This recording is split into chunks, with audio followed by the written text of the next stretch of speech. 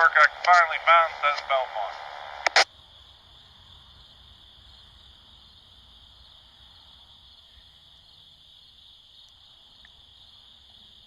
I know when we left down there, they told us, I don't know if their railroad's different, it had to be single for us, that's why we got it.